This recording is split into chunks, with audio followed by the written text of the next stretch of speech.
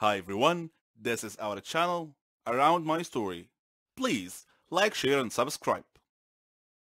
Hey everyone, my name is Gwen. My story is different from anything you've ever heard before in your life. We all have grandparents, and we all love them very much. When they die, they leave an empty space in our hearts. It's never easy. My grandpa died a year ago. Before he died, he left me an old weird looking chest, which I never thought to open before, until today. I opened the chest, but all I found in it were two pieces of paper. One of them had only two words, Grandpa's house, and the other had a map drawn on it. I thought for a while, then I decided to go to my grandpa's old house and check things out. So I went to the house. As I took out the key to open the door opened wide. There was no one else there. I was scared, but I was curious to find out more about the map. So I went in. As soon as I got inside, the door slammed shut behind me. I was shocked and scared, but I wasn't gonna back out now. The house looked so creepy and eerie, like it was abandoned for 100 years, and it felt so cold, cold, like standing on ice. I opened the map in my hands and looked around. It showed the inside of the house. I followed the path till I reached the door. When I stood in front of it, it opened slowly on its own. Terrified, I took 2 steps back, but I glimpsed a shadow inside, so I moved forward. I stepped in, but with nothing under my feet, I fell, rolling over down the stairs. It wasn't a room, it was the basement. I tried to get up, but there was something on my legs. Of course, it was too dark to see what it was. Every time I take it off, it falls back again. I looked for my phone, but it wasn't in my pocket. Oddly enough, when I looked again, it was there. I took it out, and I turned on the flashlight, and there was my surprise. On my legs was the bony arm of a skeleton. I kicked it away and stood up quick. I lit around the room with my phone, but it was full of skeletons all over. Of course, no need to tell you I was scared the heck out of my wits. What happened next was beyond the understanding of an average person. The eyes of one of the skeletons turned bright red, and they were staring right at me. My feet started moving backwards automatically, and I found two bony hands clasping my neck. I freaked out, but then, suddenly, all the skeletons moved and stood in 2 lines, clearing a path for me. The map in my hand was glowing and indicating a place in the room. I moved towards it, slowly, as my knees buckled together. There was a huge chest. When I opened it, I found a ton-load of money. Strangely enough, all the skeletons had disappeared, and the furniture in the room was floating around the air. I got scared, and I ran for it, but I came to the stairs, and I found the door locked. It wouldn't open. The skeletons appeared around me once again, and they were pulling me off the stairs. I soared through the air and landed on the chest. Then I was out cold. When I came to, I found myself inside the chest, like it was a coffin of some sort, and I was lying inside, feeling numb all over. I could see the sky, but it was cloudy. I felt like I was being buried. Then I heard a voice. It said, "Welcome to your grandpa's treasure." This is what happens to people like me, dumb people like me who follow a stupid map to look for their grandpa's worthless treasure. They'll tell you their stories from their graves. Of course, you are asking, why am I hiding my face? This is the answer. I am Emma, 17 years old, or as they are calling me, the monster, because of my strange appearance that makes everyone afraid of me. But if they give themselves one moment to think, they will find that they are wrong. Vitiligo is a defect in the pigmentation of the body. It is not a contagious disease and does not turn us into zombies, but sometimes we are at a society that does not know how to deal with anything strange with simplicity and wisdom. Unfortunately, they made me a monster that people fear and stay away from him. I almost have no friends, except one friend. Her name is Lena. I was a very normal child, playing, laughing, playing music, singing.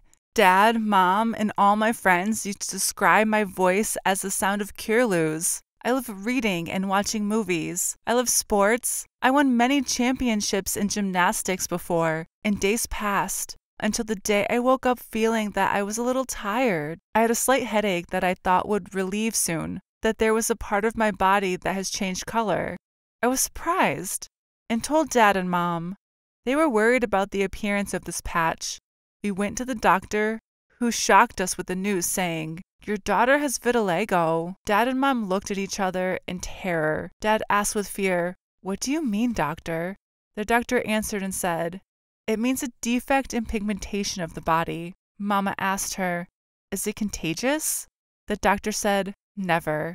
This is a disease that is not contagious at all, and because people's information about it is weak, they think it is contagious." All that made me feel as if it was a nightmare, a dream that I will wake up from. It's fine, as if nothing happened. The doctor looked at me and said, "I want you to be strong and not to worry. We will start intensive therapy sessions, and we will get through this difficult situation together." I looked at her in amazement and didn't know what to say. I returned home this day feeling that the world had darkened. I was entering a new phase, and I didn't know what would happen. Unfortunately, the disease spread. I used to wear long-sleeve clothes in the summer so that the patches would not appear, until I woke up one day and found this patch on my face. And it started to spread to the palms of my hands too.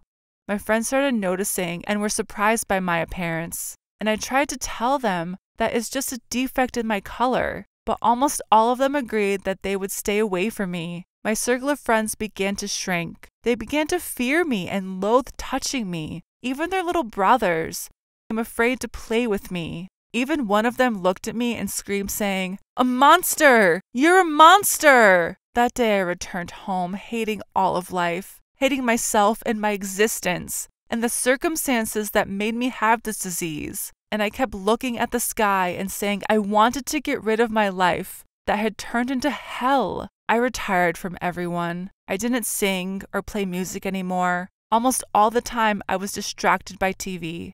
Dad and Mom tried to help me change my point of view, but I was so miserable. I'll be miserable until the last day of my life. But sometimes life gives you a second chance.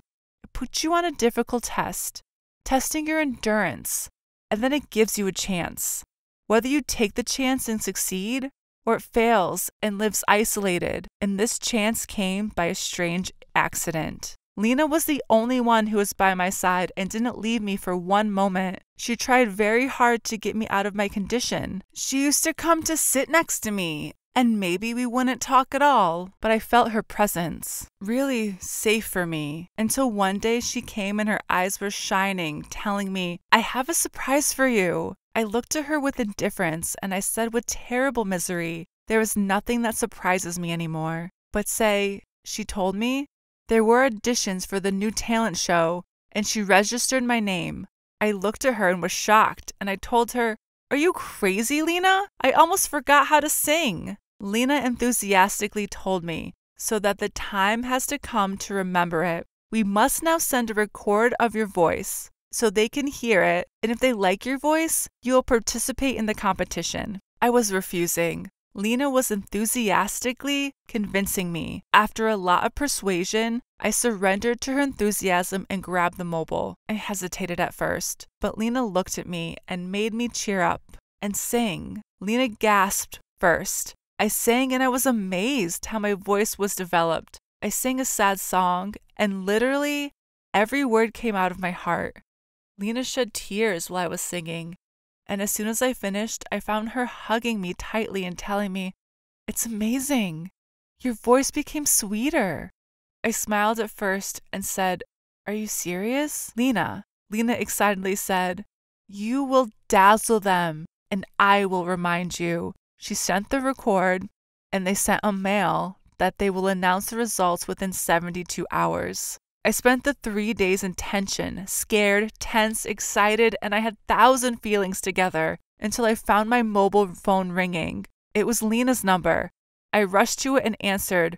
Her voice wasn't good. She answered saying, "Emma, I have bad news for you. I want you to calm down." I freaked out and I felt I was lost in this competition. I found her voice turning crazy as she said, "You are accepted in the competition." I was literally screaming with so much joy. Dad and Mom entered. I told them what happened. They also were jumping with joy too. For the first time, I felt that I could do something, change people's opinion. And I decided to do a surprise. On that day, the date of the competition has been set. The program will be broadcast live. We went to the studio. There were many people. They all had very nice voices. I was so scared.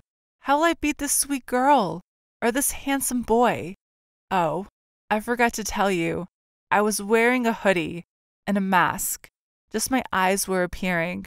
Everyone was looking at me in astonishment, as if they were asking, who was this mysterious person? I was trying to stay calm and hold on until it was my turn. Lena was excited and didn't stop talking at all as long as we were sitting. Mom and Dad were encouraging me with all their might. After a while, the programmer called me, and I stood in the corridor that leads to the showroom in front of the committee. People shook applause to the person before me as he dazzles the committee. At this moment, I wanted to go back to the house again, but suddenly, Lena called me and said, "Emma." She put her hand on my heart and said, "Believe in yourself and your heart. As I believe in you and your heart." I felt as if this world injected a very strange force into me. The idea that someone believes in you and trusts you can do the impossible. They called my name. I took a very strong breath and entered. A lot of light, a much larger audience, and the members of the committee were sitting in front of me. As soon as they saw me, they were surprised. One of them said, "What is your name?" I said, "I am Emma." Another one asked, "How old are you?" I told them, "I am 15. The third one asked, "Why are you covering your face?" I said, "I have my own reasons." He smiled and said, "Come on, take the microphone." I got close to the microphone and my heartbeat was almost heard by me and the audience. My tension and fear reached a terrifying stage. I opened my lips to sing as if my voice was suffocating inside my soul. I wasn't able to sing. I quickly looked at Lena, Dad, and Mom. They were looking at me, encouraging me with all their souls. I heard a voice saying, "She will almost sing while she is silent." And another voice said, "Her voice seems to be bad," and she got involved. A sarcastic laughter sounded in the hall, and the security was trying to tell them to be calm. I felt at that time that this should end immediately. I took a deep breath and sang. I sang as if every word came out of my heart. I sang and my soul sang, and all